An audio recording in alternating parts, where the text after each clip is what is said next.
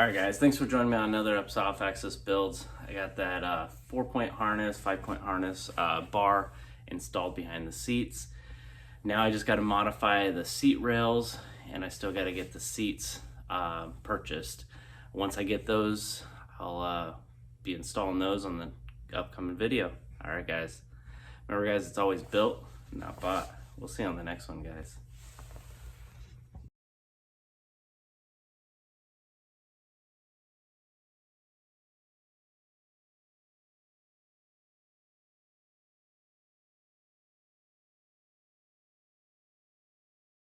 All right, so like I said, it's made in the USA, rock hard 4x4 parts, okay? Like I said, I'll have the link in the description, the Amazon link. So anyways, basically it's got these 2 collars on either side, 6-bolt collars, 3 on this side, 3 on this side. Same with this one, 3 and 3. So you'll just take your collars and attach them around the vertical part of the roll bar, and I'll walk you all through that. So there's 2 ways to mount it, and it depends on your style of roll bar. You can go up like this, okay, and then there's also, let's see if I can flip this over. If you go like this, it'll actually be facing down, okay. I like the loop facing up, but we'll see how it fits once I start installing it. I may even install the loop facing down because that'll allow me to have a little bit more flex in the seats and be able to recline them when I'm just using a regular seat belt, not the 4-point harness. So this thing does come with these loops. Generally, you put the straps through there, okay, and that allows the loops to stay where they need to be and they don't slide back and forth on the bar. Don't necessarily need these, but it is a nice feature. So pretty stout. It looks like it's I want to say 1 5/8, 1 3/4 pipe. I haven't put a tape on that yet. Leaning towards like 1 5/8 though. It's not quite 3/4. Well, let's grab a tape and see what we got.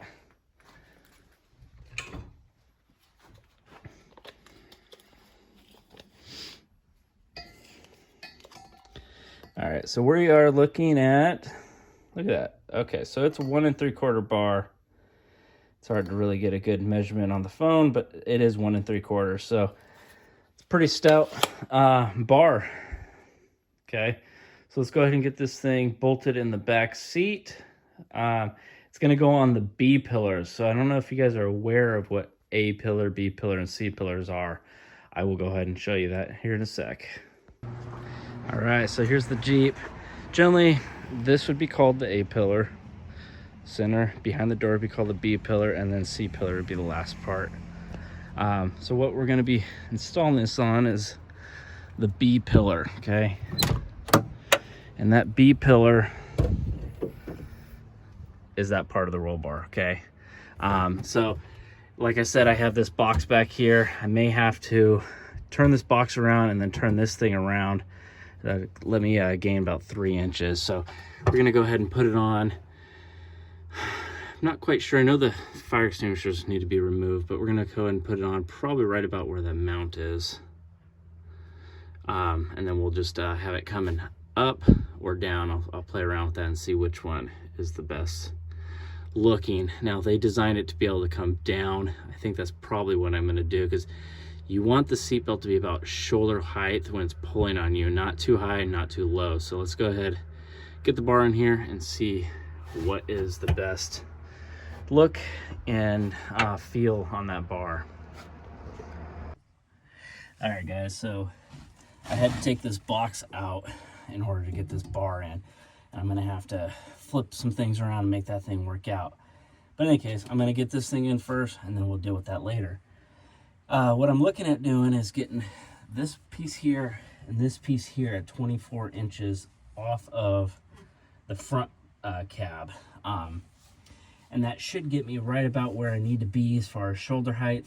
I am going to have some different seats in here, so I may need to adjust it later, but at least right now, it's going to be where I need it to be. Once I get the new seats in, I will definitely dial it in. but right now I'm gonna go ahead and put him here at 2 feet, coming off of this guy and coming off of this guy. So right now I'm at 2 feet here. I just need to tap this guy in to get it where I need to be.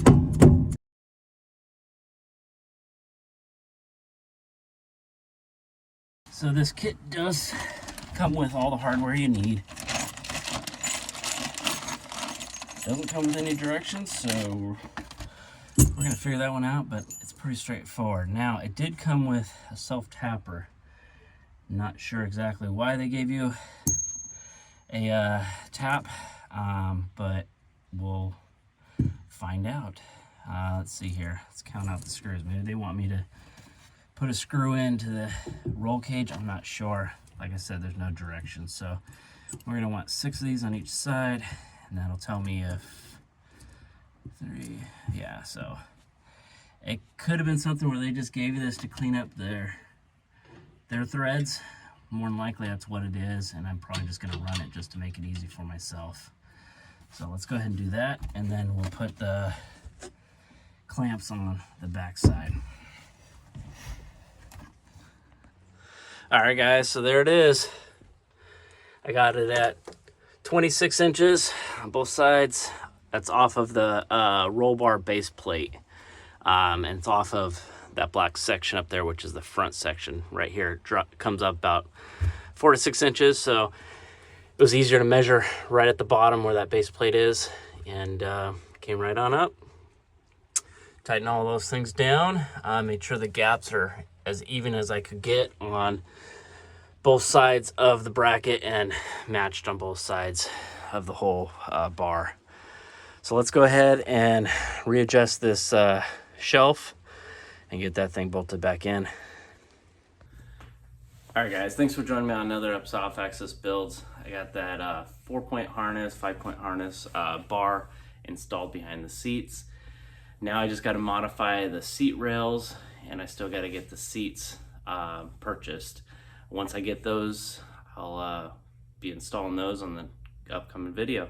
All right, guys. Remember, guys, it's always built, not bought. We'll see you on the next one, guys.